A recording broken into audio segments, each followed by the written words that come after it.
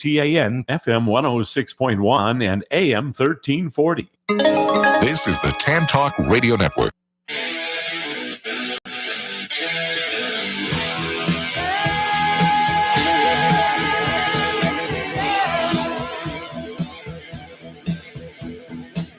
Here come the jesters, 1, 2, 3.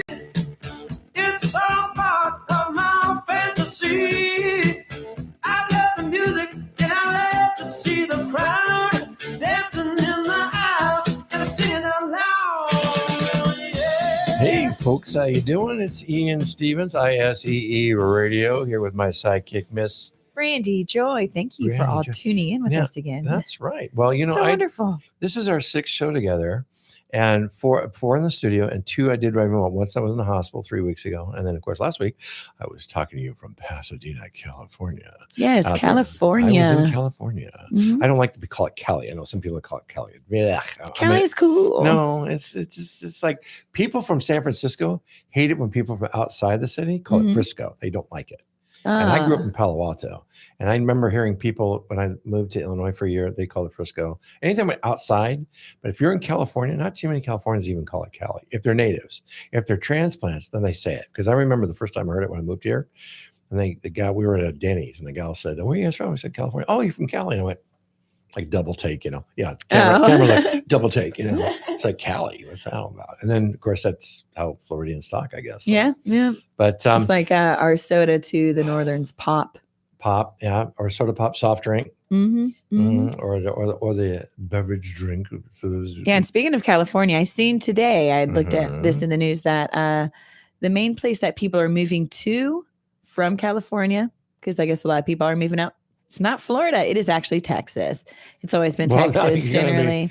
They're going to be coming to Florida after last week. Yeah, but then it's Florida. So Californians are moving to Texas and then all the way over here to Florida. Yeah, they're going to Colorado. They were doing demographics. We've already gotten almost 500,000 people from the West Coast, whether it's Oregon, Washington, or especially California. Oh, here in Florida? Mm-hmm. Excellent, because I do real estate. I got plenty of homes for sale. Well, I'm sending them your way. Send them my way. I will. So if anyone's brunch, make sure you turn into TAN Talk. WTAN at 106.1 FM and 1340 on the AM. If you guys want to call in, we're lonely today.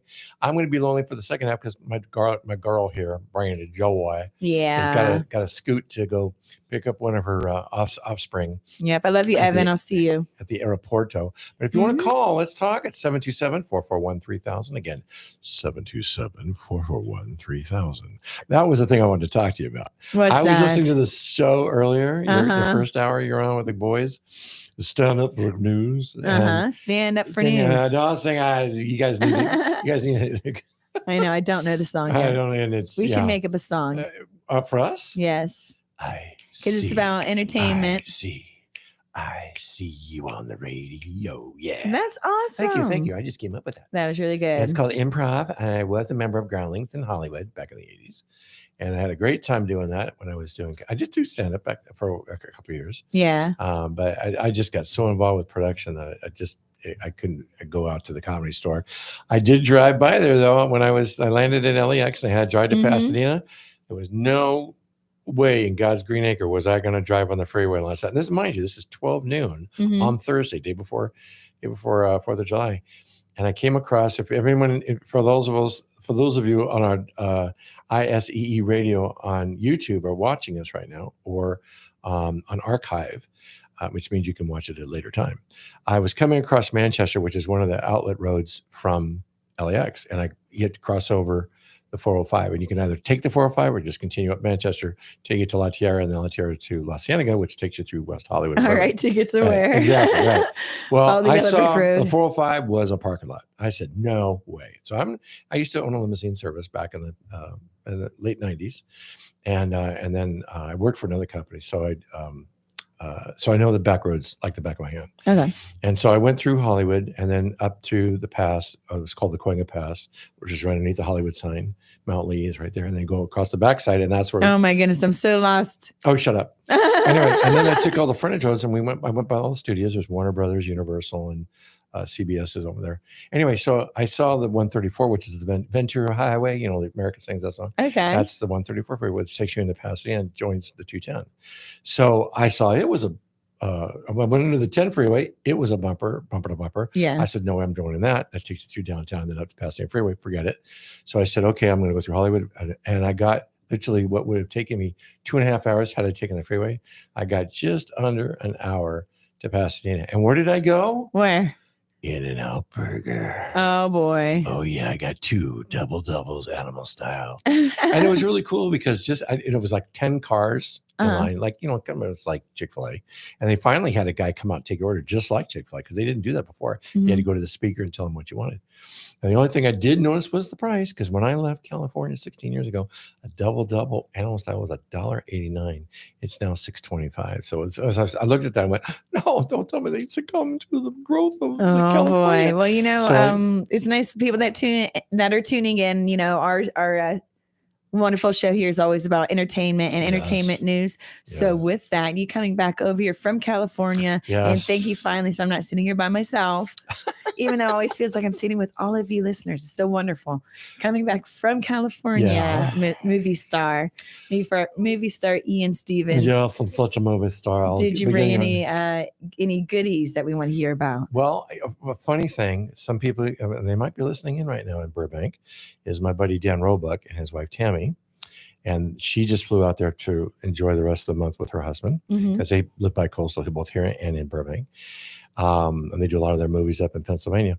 So my cousin Cheryl was at Costco in Burbank. She went up to the Burbank airport to pick up her sister, my cousins, for the reunion that we were having, for the family reunion, my mother's side of the family. And she looks over and she says, oh my gosh, it's so-and-so. So she goes up to him and she goes, are you Danny Roebuck? And he turns around and goes, yeah, I am. He goes, I'm Ian Stevens' cousin. And he goes, God, no matter where I go, I'm going to be surrounded. Wow. So Danny texts me on the phone. He says, I'm hanging out with some friends. What are you doing? And I was driving on the surface streets through Hollywood. And I looked down and I said, who is this girl with Danny? And I looked at him and went, wait a second, that's my cousin Cheryl. At least I think it was. And then I text Cheryl and she said, yeah, we ran into him and one of his buddies, Dwayne Whitaker. Dwayne was in Pulp Fiction. He played Zeke, the guy that owned the pawn store. Oh, and a motorcycle that Bruce Willis stole. That was one of Dwayne's earlier successes. He's done a lot of other movies with Quentin Tarantino. But anyway, so it was just kind of like a touch base here and there, that kind of stuff. Like one of the reasons I went to was because of my family reunion, and it was very symbolic for all of us that get together every 10 years. But we decided after this year, we're going to try to make it an annual event. But it's one of those kind of things where if you really want to make things happen for yourself, and me being an executive producer for my own company, Cap Studios, Inc., or Incorporated, we're in the process of gaining finances for some big movies that we have coming down. And, a lot of people here in Florida, they say, how do you do that? Well, you've got to go to where the money is. You got to talk to the people face to face. And one of the brokers lives in there. So we met up, and the person that does the computer graphics just happens to be my step cousins. So my stepdad, his nieces, Lori and Corey Kellett, and I've known them since I was 7. But Lori, I didn't know Lori did that. She found out that I was looking for finances. She brokers, because she used to do real estate brokering for lot property. And then when she knew that I was looking for money, she said, well, I do that. I said, since when? She goes, last couple of years. I said, I'll hook you up. So she did. And I went out there and we put together our pitch decks, which is very important in selling a project. And we got a lot of great responses because the script is hysterical, and the pitch deck is a video pitch deck. So it's not just a stack of papers. People just don't want to look at those. Yeah, they see lines of numbers. They go, next. They want to see something that's going to jump off the page and dazzle them a little bit. And so Corey's an incredible graphics artist. So she put it all together. So it was very profitable, and it'd be more profitable when we sign some checks next week. I'm signing. You know what I'm saying? Oh yes. But I got to tell you, I'm gonna rag on you for just a minute. Because I was listening, because you're also light and fluffy hair, and your hair is curly again. Yes. What happened to the straight? I changed my hair from straight to curly. It's just how I do it. Just add water and it goes back to curly. Add water. Just add poof. water. Yes. It was like something like a geopet. Poof, yes, something like that. When you want to stand up for comics, it was like stand up for news. It's not kidding. Stand up for news. Hi, Brandy Joy. I went, I always log in as my. That was your sultry. Brenda Vaccaro. That's the only line I have. Also, that's sultry. That's the only line I got. Everything else goes back to this tone. I was going. Your husband's a lucky man hearing that voice. Good night, and Have a Yeah, he has to pleasant hear all my tomorrow." jokes too. So Does he there's really? the pros and cons. And your little giggle laugh. Oh, yes. So that's why he married you? I mean, Oh, who how long knows? you Who been married knows? now? I try not to ask him. How long you been married? Together for 12 years, married for Sure. 6. So 6 and 6. That's good. Yep. I know how to add. I do One the of my math. keys to marriage, some unsolicited advice I always tell people What's is have that? an open phone policy. Open phone policy. Oh, yeah. I'll check his phone just because I want to.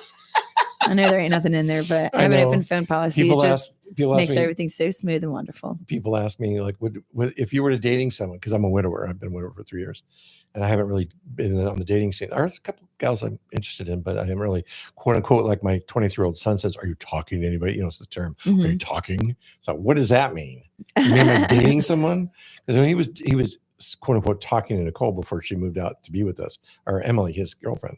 Oh, dang. Emily Nicole. That's her middle name. Okay, good, Steve. I know it's the truth. It's the truth. Right, Emily? I know you're waving at me right now.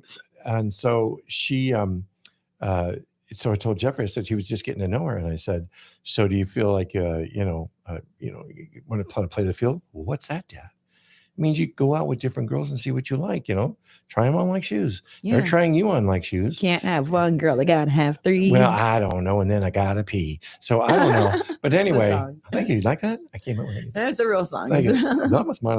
Mine was If you kind don't of, leave, yeah, but go ahead. want someone. Reasons, 95. Thank you, Earth, Wind, and Fire. Anyway, so I just trying to get in the whole groove of the verbiage now, because if you're talking to someone, well, that means you're committed. It's like Lacey said that to my daughter, Lacey. She's, I'm talking to this guy. Kind of feeling, but this guy's, a piece of crap. And I start talking to this guy. And she's finally, I think, I don't want to spoil anything, so I won't say anything, but this guy that she brought over to the house today, they went out on a date today.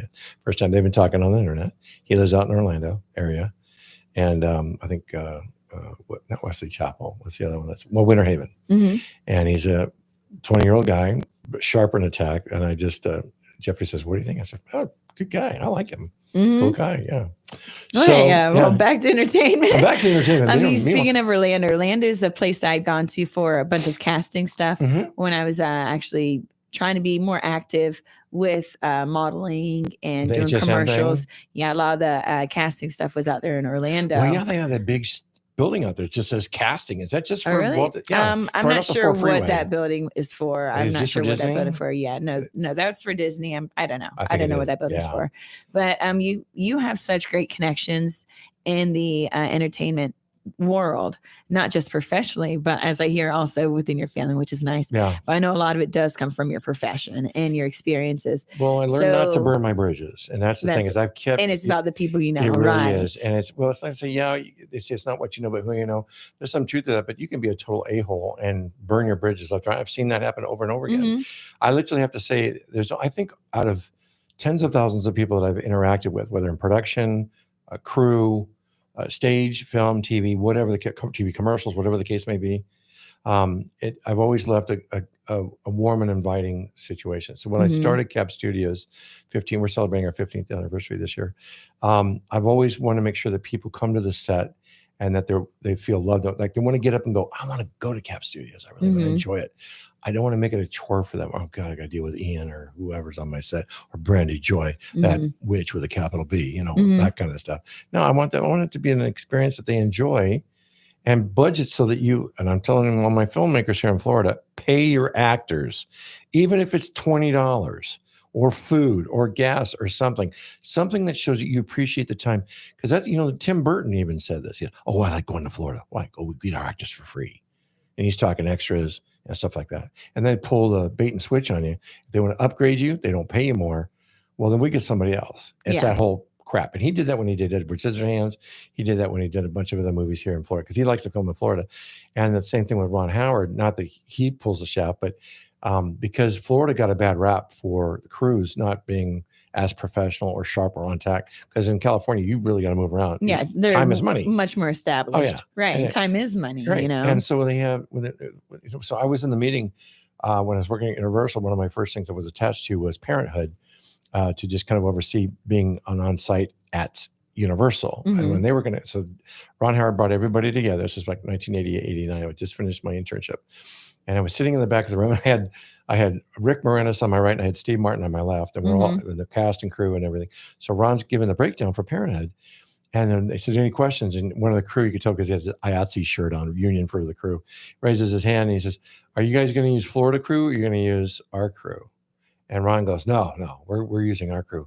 And this big sigh of relief just enveloped the room. Oh, yeah. And I turned to Steve Martin. I said, what was that all about? He says, Florida just has a reputation of not having really sharp crews. And they prolong our shooting schedule. And what like time frame is this that we're referring to? Because I'm sure a lot's changed since then, correct? Well, yeah, of course. That's why I've got a really good crew. And they're all, some are transplants. Yeah. Some are graduates of either Ringling Brothers Film School or Full Sail. And some from New York Film School or AFI where I went.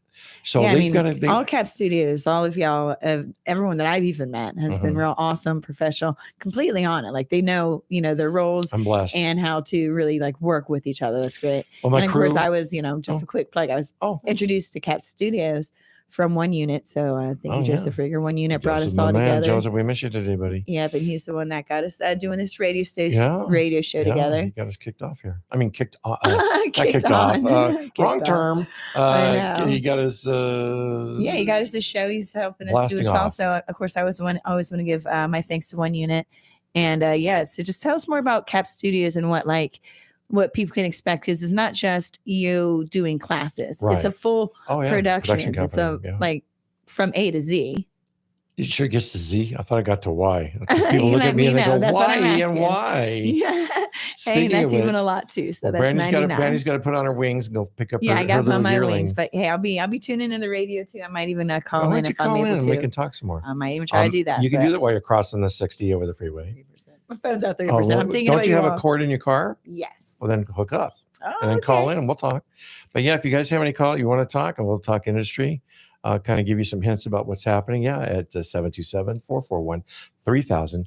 And for you cheap rear enders out there that says, I don't want to spend the money and I'm out of Florida. Well, you can call at 1-866-826-1340. I feel naked today, Brandon, because I don't have my phone with me. I left it at the house. Oh. I know. It's the first time I've done that in a long time, but you know what? I'm secure in who I am. Bye, Brandon. Love you. And it's just like, I'm sure that a lot of people, the phone has become such an appendage, but I've, made a lot of wonderful relationships and deals on the phone, and it's proved profitable for what we're doing and developing, the progression of Cap Studios.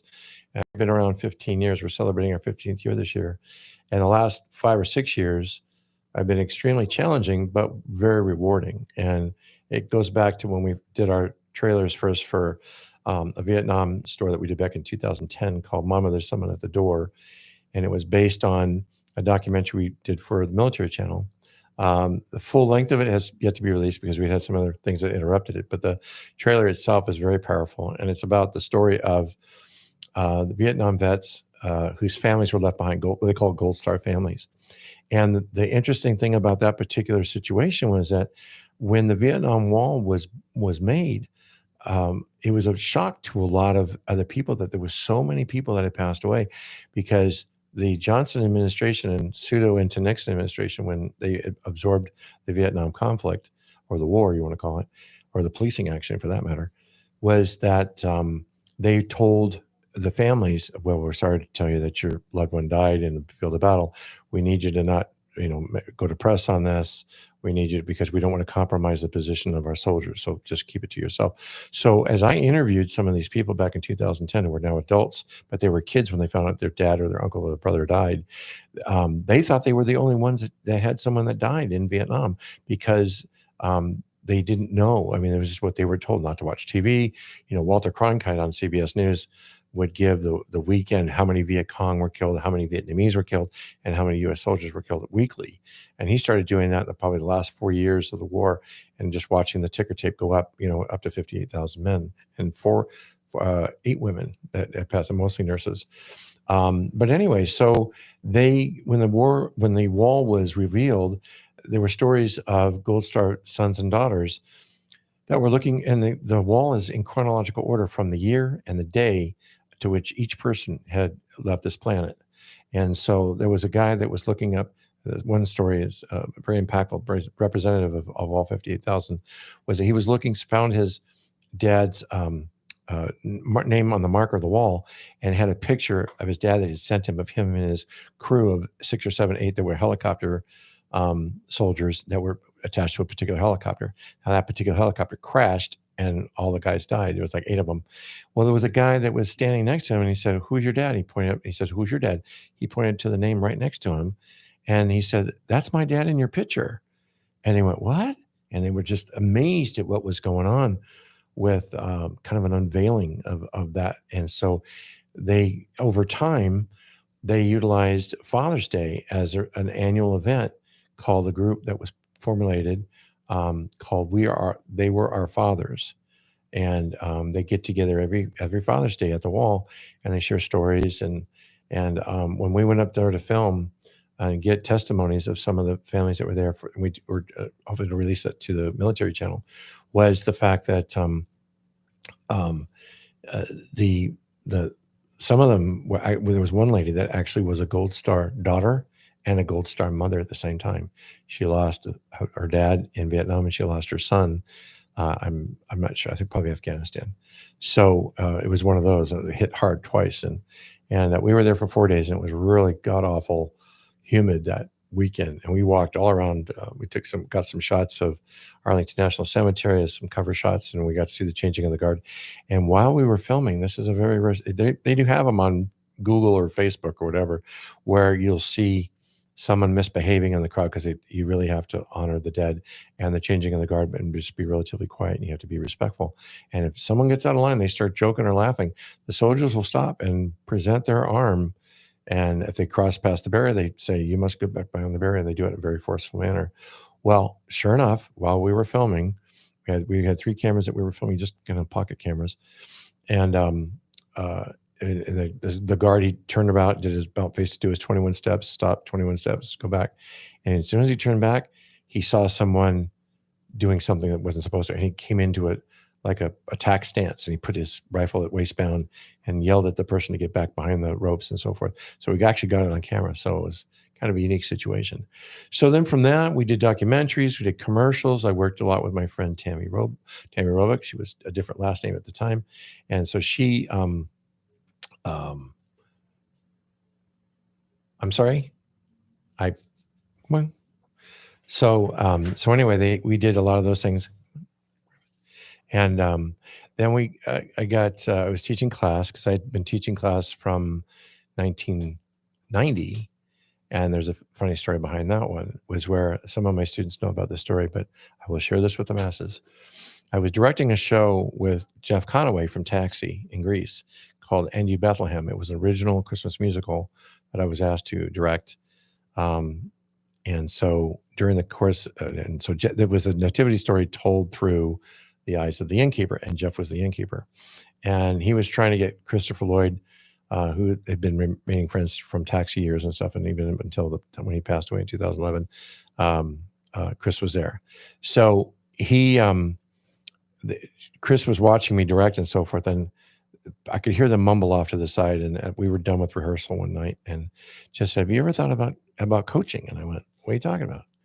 He says, "Like coaching actors, like teaching a class." And I went, "Well, I teach sometimes, or I do exam plays down at Cal State LA or Biola University in La Mirada. It's a Christian college, Bible Institute of Los Angeles. They had a great theater department. Dr. Cook was the head of the department at the time." And I said, "No, I just, I'm doing this. I'm loving it." He said, "You really should consider, teaching class." And I went, "Okay." And he said, he said, "We'll want to be your first students." I said, "Who?" He said, "Me and Chris." I went, "Okay." And I said, "Well, wait a second. I thought you guys were taking class from Milton Casellas." Well, just kind of a backstory. Milton Casellas, at the time, he's since passed away, was the guru of all Hollywood A-listers. So I said, "Well, I thought that you guys take from Milton Casellas." They said, "Well, we do, but he's changing his philosophy from influences from outside, and he's getting into Zen, and he's doing this, and he's, different religions and stuff, and he's kind of been implementing that in his teachings, and we don't really care for it." So they said, "Well, so we'll help you set up." So I said, "Well, I'll tell you what," because Milton had a policy that you had to be in an active film or a TV show to take his class. So, because he charged an arm and a leg. So I said, well, let's do this. Let me come with you on your Saturday as a guest of you, because I know he allows you to do that. And then I can just kind of see the scenario.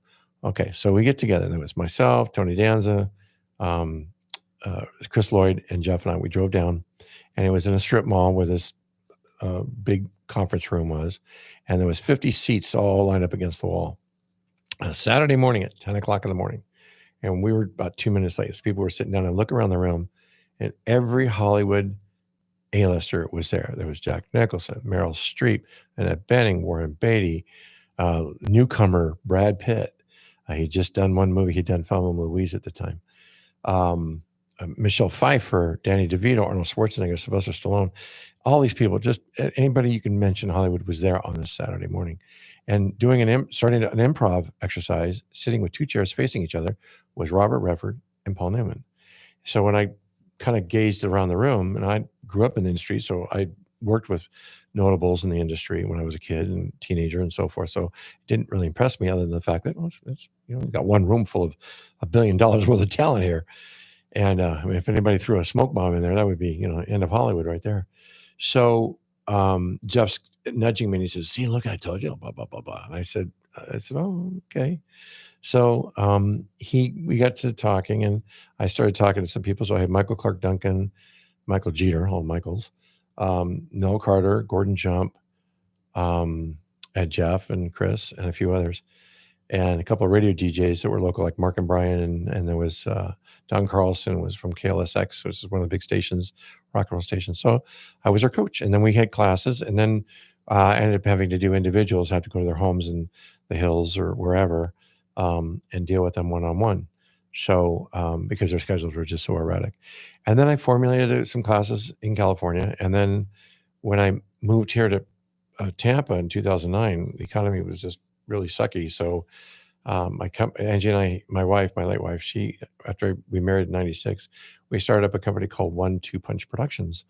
So we were doing mostly commercials for all the merchants in there, and then sharing them on cable channels like Charter Cable and Spectrum and all that kind of stuff, nationally and locally and so forth. And so 2009 came around, all my merchant customers were saying, "Oh my gosh." And so we have, we're going to get back to our girl Brenda here in just a moment. So we decided to move here. It was tax-free. We had a house in Tarpon Springs, which is where I live now. And we just packed 3 weeks later after Angie said no state taxes. And I was like, okay, boom. So we came here in March of 2009. I got a job because I was an actor in the 80s. I was a substitute teacher, so I really loved education. And in some cases, I worked as a administrative assistant in the admissions department.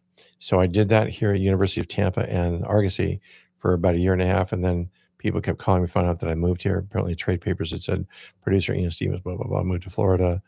And then within a couple of weeks, I met Tammy and Mike Whitetrack and Tammy Peralta, who's now Tammy Roebuck. And we just kind of clicked, and they had a studio, and we melded our businesses together. And so that she needed actors for her commercials, because Tammy pretty much does about 60% of all the commercials you see in and around Tampa. And so I had a Rolodex of actors. I started because I had 3 classes. Sunday I had 40 students on Sunday. I had 40 in Sarasota on Tuesday and 40 in Orlando. So I had 120 students a week, and I did that for a couple of years. All the while I was formulating storylines and different things, one of which was Mommy, There's Somebody at the Front Door, based on the Vietnam. And then I did a thing which I still have in the can, I have yet to pull out. We did Through the Eyes of a Child, starring my son Jeffrey and Lacey. That was our last official gig. And then got into doing more stuff. And then a couple of years ago, I put together a short that went to the Cannes Film Festival, and we won Best Comedy Film Short Honorable Mention for The Challenge, which is very funny. And then I did a couple of other things. And then I was asked to produce alongside with David Syracuse, who was one of my acting students. And we did on Civil War, American Divided, 3 years ago, to rave reviews. And we're the only film in the last 24 years that got over 90% Rotten Tomatoes and 9.5 IMDb simultaneously. So we had my buddy, I brought Danny Roebuck in. We had Mazetta Vander, who was in Wild Wild West. She played one of the leads, evil leads with Kenneth Branagh. and she's done 90210 and Mortal Kombat. She played the Evil Queen. So she's done quite a bit. And Brother Where Art Thou with George Clooney. So with that, then we had, so that's done a great success. It's actually still going to be showing in India in September at a film festival. We've won close to 15 awards, various awards for best produced shows or best production. And then David's won a bunch for his writing skills. So that was under the gun. And then we just finished doing Velvet Hammer, which is my faith-based film. Now we have that as what's called proof of concept, but because we sold it as a pilot. So that just finished last week, and we're going to be getting that distributed very shortly. And then I'm putting together Nocturnal Spirito, which is my comedy horror film homage to Mel Brooks. And we hope to film up in Massachusetts in October for 3 weeks with Danny Mazzetta and a bunch of other notable actors, along with a great supporting cast. And there's one thing that Tammy said. She was my camera gal. She was my DP for Velvet Hammer. And she turned to me and she said, do you not realize that about 70 to 80% of the people that are in this show, there was about 60 actors, about 80% of these people are students of yours at one time or another? And I went, what do you know? Well, when I do my movies, I customize my characters. So I make my casting very easy. And I have done casting for various projects, commercials, TVs, and television shows. Our Brandy is doing it's her turn to be remote. Brandy, you there? Ian Stevens. No Brandy way. Joy here. Hi, Brandy Joy. It's your turn to be remote. I know. I feel like it's like an out-of-body experience. Well, you know, it's kind of apropos because last week I was doing the show in a car across the street from getting ready to go to a 4th of July pre-party in Sierra Madre next to Pasadena and getting ready for all the festivities that night. And then here you are in a car, gone into the airport to pick up your offspring. Yeah, I'm just here in the Tampa Bay area still. That's right. Speaking of the Tampa Bay area, you were talking about you're doing some comedy films up in, did you say Massachusetts? Yeah, we're doing Nocturnal Spirito, which is my comedy homage to Mel Brooks. So people who've read the script, like Tammy's going to be doing my DP work again, and also my editor. And so she read the script today on her flight to visit her husband in Burbank. And they'll be there till the end of the month because Danny's doing some TV shows. And so he's always working. If any of you guys saw The Munsters that Rob Zombie did just 2 years ago, Danny played the Count, the Grandpa Munster. And he was in Matlock for a couple of years. He was in Lost. He played Dr. Ernst. He was in The Fugitive and U.S. Marshals, where he played Agent Bobby Biggs with Tommy Lee Jones. So he's very recognizable, works quite a bit. And I would say, Tammy and I were talking about this one time, that Danny is probably more connected as a pinwheel, a circle of people that you worked with in the Kevin Bacon game. They always say you can use Kevin Bacon, your 6 degrees of separation, but Kevin Bacon connects people because he's done so many films. Well, actually, I think Danny's done more. And he's done with more people that are recognizable than Kevin. Sorry, Kevin, I love you, but Danny, I think Danny beats him out on that routine. But yeah, we're doing Nocturnal Spirito. I went to LA to get some funding, so that's looking pretty good. So I'll know in the next couple of weeks. So all you cast members who I've told you we were here tonight. If you want to call in just to say hi, again, you can call it 727. 441-3000 or toll free if you want to, even freer and you're outside of Florida, at 866-826-1340. And we're at WTAN. And here for local people, listen up. You're at 106.1 FM and 1340 on the AM WTAN through the ISEE Radio, ISEE, Ian Stevens Exclusive Entertainment, with my sidekick Brandy Joy, who's in the car going to pick up one of her offspring. So yeah, so we're really excited about what we're going to be doing in the fall. And we're planning on shooting for about 3 weeks. And then I've got another project soon after that with hopefully with Tammy and Danny, a movie that Danny wrote with his daughter. I can't say too much about it right now.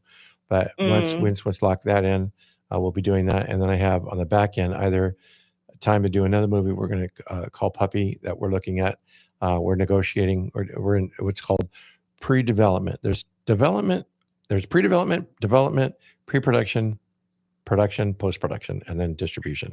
And that's usually, I had a question about that. Mm-hmm. So with these things that are coming up, how do you find is the best way? I know you got your production company, but there's so many things that are going on, and you are always talking about how independent films here in Florida are kind of getting up and going more now, aren't they? Well, they're trying to. I think that some people are old school. I think they've been doing enough independent films for the last 10, 20 years that they've kind of gotten in a rut. So there's a negative side to it that they've only allowed themselves, and some of them basically panic. They don't want any more than a $5,000 budget for their film.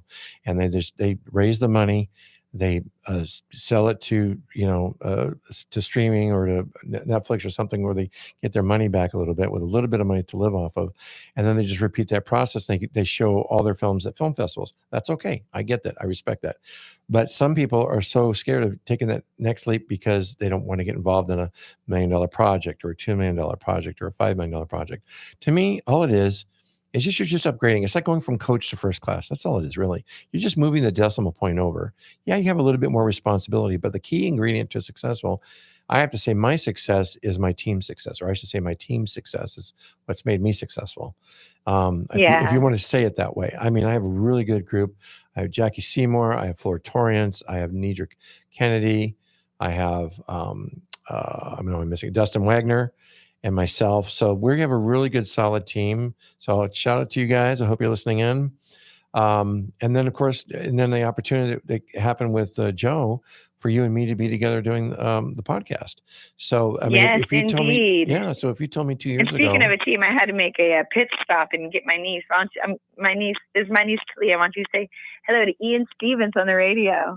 Hi. Hello. How are you, darling?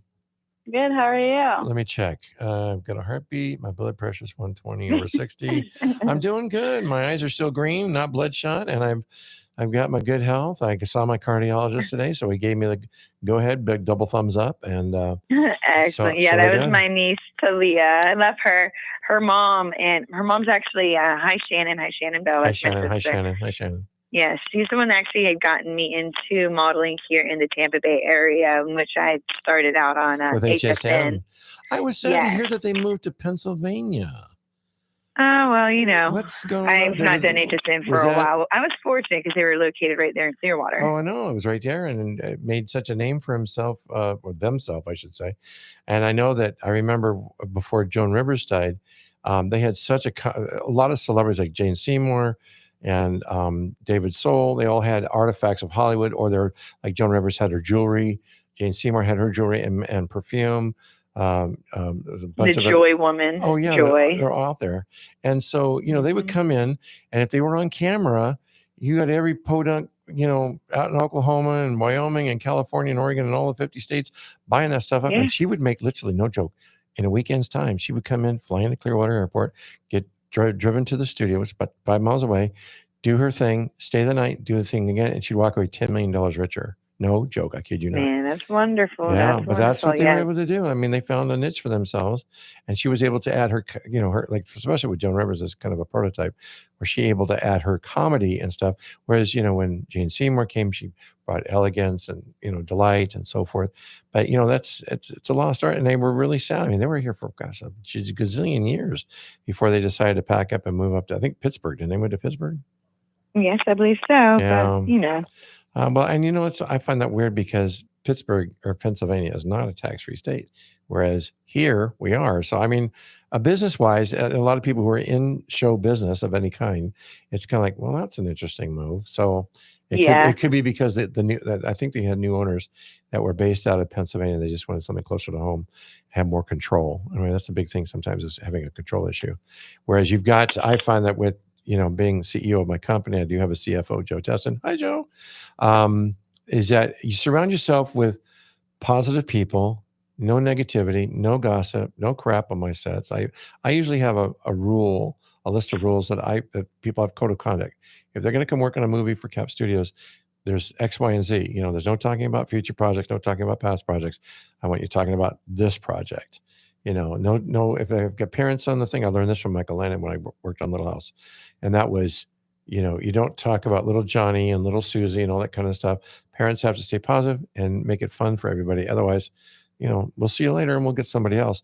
And I've had people do that to me where they thought their poop didn't stink. And they, basically try to help. One guy with Velvet Hammer. I'm not going to mention his name. I'm not going to throw him under the bus, but he knew who he is. And so does the cast.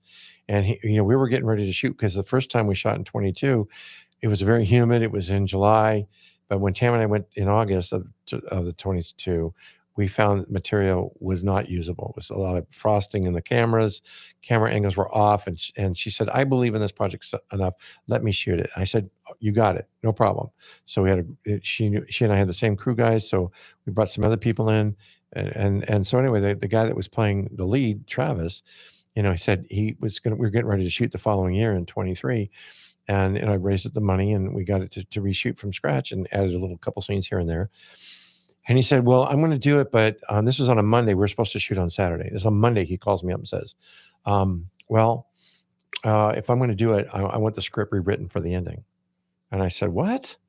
He goes, well, I just want to, I see that the character is more of a soft, mild-mannered person. I said, no, it's not his character. He's very Billy Graham. He's very evangelistic. He's not a Joel Osteen pacifier. He's not mild-mannered. He's very aggressive, but in a loving way. That's why I call it Velvet Hammer, strong and soft. That's the whole purpose of the play or the movie. And so he said, well, unless you change it, I'm not going to come and do it. And he says, I'll give you until Friday. And we were shooting on Saturday. And I said, there is no way. I thought about it. What can I do? What can I do? What can I do? I talked to my co-writer. She said, no, it's going to stay the way it is. I said, you're right. So let's keep it the way it is. I'll direct it the same way it was. And he started criticizing my directing because he says, I don't like the fact that you give me hints in between takes. And I said, well, that's what a director does. Especially since I wrote the storyline, if I'm not seeing what I need to see, I need to tell you, this is how you need to play the part. I'm not going to give you a line reading, but I'm giving you encouragement of the character development. And he just fought me tooth and nail. And I said, well, and I called him later that night on Monday night. And I said, nope. I said, we'll see you later. I mean, it's been fun. Sorry that you've had to go that route. Oh, you do this and you do that. And, just start being real critical. So I dismissed him. As a matter of fact, he quit the business and went back to teaching. He moved back up to New York, and that's where he was at. So so I called the guy that was playing the character Scooter, Jamil Winston, brilliant actor. So Jamil, if you're watching in Orlando, I said, I let so-and-so go. I would like you to step up to play Travis. He said, oh, Ian, my gosh, I've always wanted to play that part. It's so beautiful. It's such a heartwarming point. And he's strong, soft. He's Velvet Hammer all around. And I said, well, that's the purpose of the character. And I said, but I need someone now to fulfill your shoes to play Scooter. Well, Scooter was a step and fetch it type of character post-Civil War. So it takes place in 1888. So you still see the oppression of the black man, because Travis was black and so is Scooter.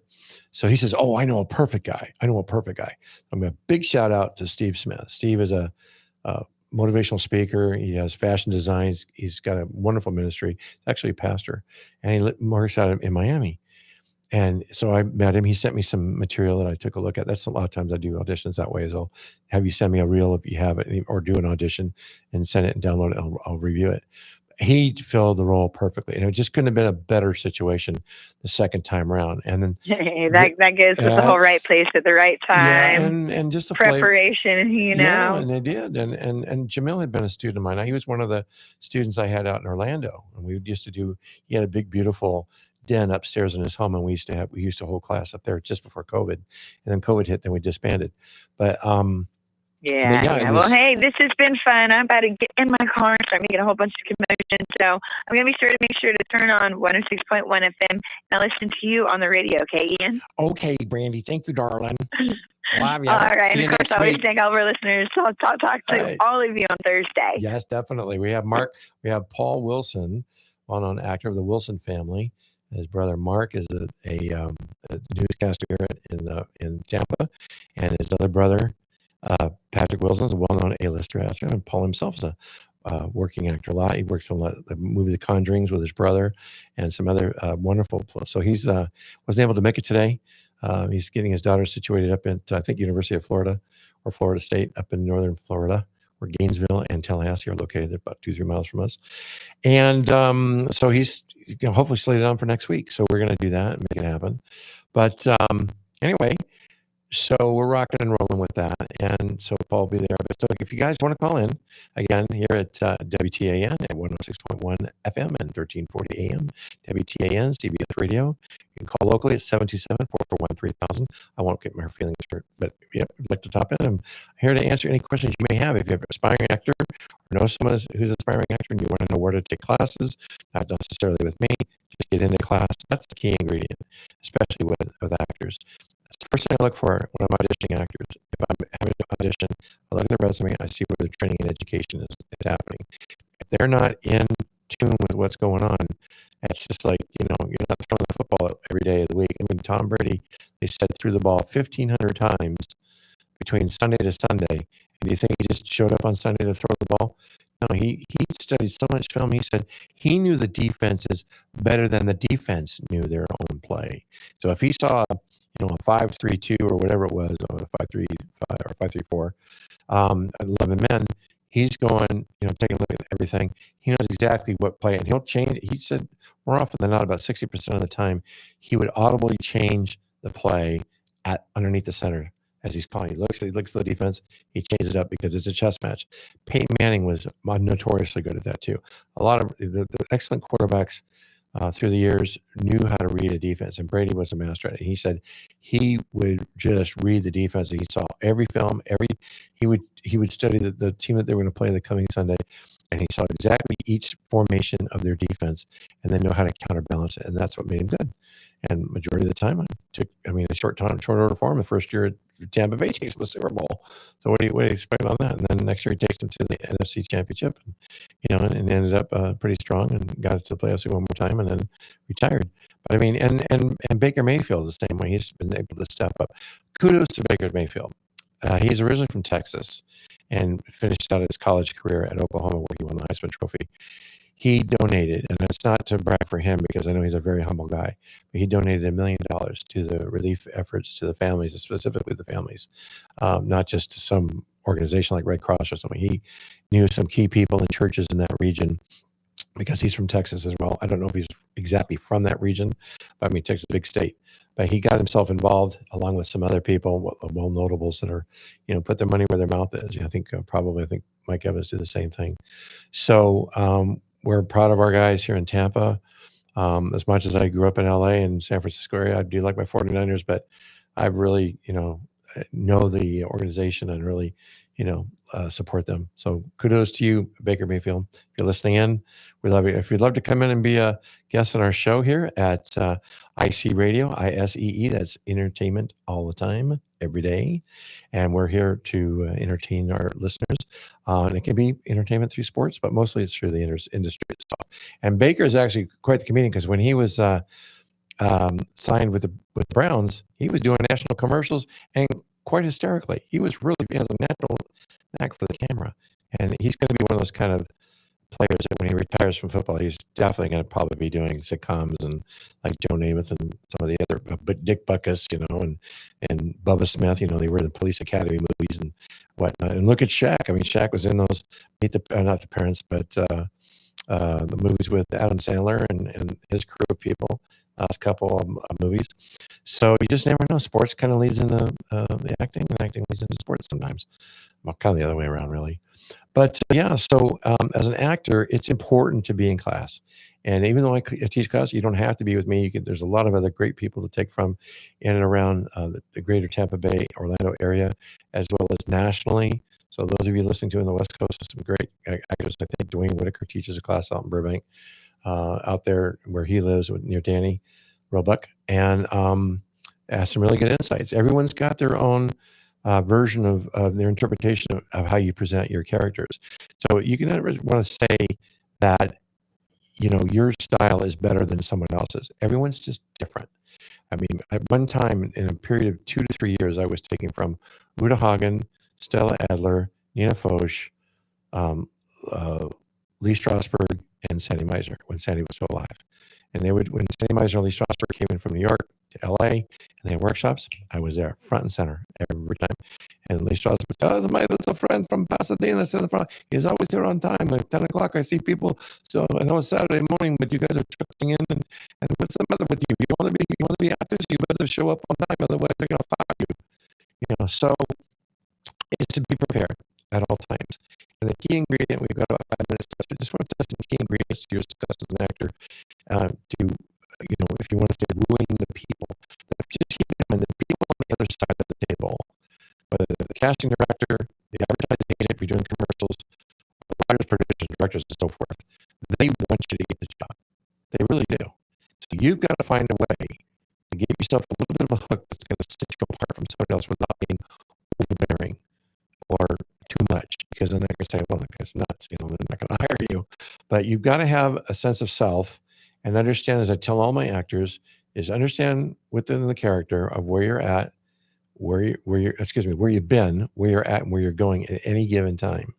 And to take a risk and make a difference. That's my mantra with Cap Studios and personally, and to do that, to take the risk and make a difference. And then remember, as Danny says, is the audition is the job, because you could be a terrific actor, but if you can't nail that audition, you'll just be going into auditions. Really. And the thing is, really, this is my own take on people say, well, how can you handle when you get nerves and so forth? And people say, oh, it's good to be nervous because then you can use it as, positive energy. To me, that's poppycock. I think I learned my lesson back in 1984 when I was auditioning for No Time. It was ISEE Heart. And of course, I'm not going to get it because they're reaping negative energy. And I thought to myself right then and there, as I watched two of my friends walk out of an audition, it was a long line of people, 100 people. This was at the Glendale Center Theater. And I remember went also at CBS Radford Studios for one of the shows that they were airing at the time. And I thought, being nervous is a waste of energy, because what it is when you're nervous about, and this is my take on it, you may agree with me, you may not agree with me, but when you're nervous is because you start to care about what other people think of you. If you go in and you just, let's say your agent, if you have an agent or you do self-submissions and you've got 10 auditions a day, you just go out and you pound it out. And don't tell everybody what you're doing on social media. Oh, pray for me, I'm going to an audition, da-da-da-da-da-da. And, I'll let you know how it goes. And it's not even the callback. It's not even the booking the job or even filming the job. I've been in situations where I was driving to the set one day and the DP and the associate producer got in a car wreck and we had to cancel the shoot. They didn't shoot it for another 4 months. So I was telling everybody, I'm going to be doing this commercial and blah, blah, blah, blah. Didn't happen. Except for 4 months later, they regrouped and we shot it. But for the most part, don't tell everybody your business. Yeah, you can be excited about it. If you book, I like to see when I see people put up on social media that, oh, they booked it. Good. And then just leave it at that. But you know what? The nice thing about this industry is that you have control of your own emotional state, so you don't have to decompress after every part you play. Just go in, do it, be done with it, move on. Same with auditions. You go on, it's like, think of that you're traveling down an inner tube. Oh, you're going to stop at one port and you're going to audition. And you go two ports down, and then you audition for another one. You keep the river, takes you to another audition. Oh, but guess what? Port number one's got you in for a callback. And sometimes you can go straight to what's called straight to book. So they liked you so much, they don't even have to do a callback. They get you straight into booking the job. So keep that in mind, guys. Don't be nervous. There's no reason to be. Take deep breaths. Find out, do your niminy pimities for those of my students that do that. It helps you to kind of get rid of the cuddly deadlies and everything else. Guys, it's been fun. Thanks. Gosh, I missed my Brandy. Well, next week we'll be here, and hopefully Paul Wilson will be with us, well-known actor extraordinaire of Hollywood and throughout Florida from the Wilson family. So you guys have a wonderful, wonderful week. Stay safe. Fingers crossed. And we're going to have Brandy coming on the song here, because that's all we think about is Brandy. So thanks again, guys, for the ISEE Radio. We'll see you on the radio on YouTube, and it's archived. So if you missed it today, you can watch it another time. God bless everybody. Have a safe week. Be good. About their homes, and there's a girl in this harbor town, and she works laying whiskey down. They say, Brandy, fetch another round. She serves them whiskey and wine. They say, Brandy, you're a fine girl. What a good wife you would be. Yeah, your eyes could steal a sailor from the sea. Brandy wears a braided chain made of finest silver from the north of Spain. A locket. 102.3. Listen. This is CBS News on the Hour, sponsored by ZipRecruiter. I'm Jennifer Kuiper. The search for some 170 people missing in catastrophic Central Texas flooding stretches for at least 8 miles on either side of the Guadalupe River. Fredericksburg Fire Marshal Reagan Rapke. When I say piles, we're talking about debris piles 20, 30 feet high that are big enough to have a whole RV still in them and not be seen. CBS's Karen Hua in Kerrville. Texas Governor Greg Abbott says they will not stop until they find every missing person. We still hear helicopters going ahead of us very regularly every day. We still see boat crews. They're searching by drone, canine crews, ATVs, mules. Even NASA has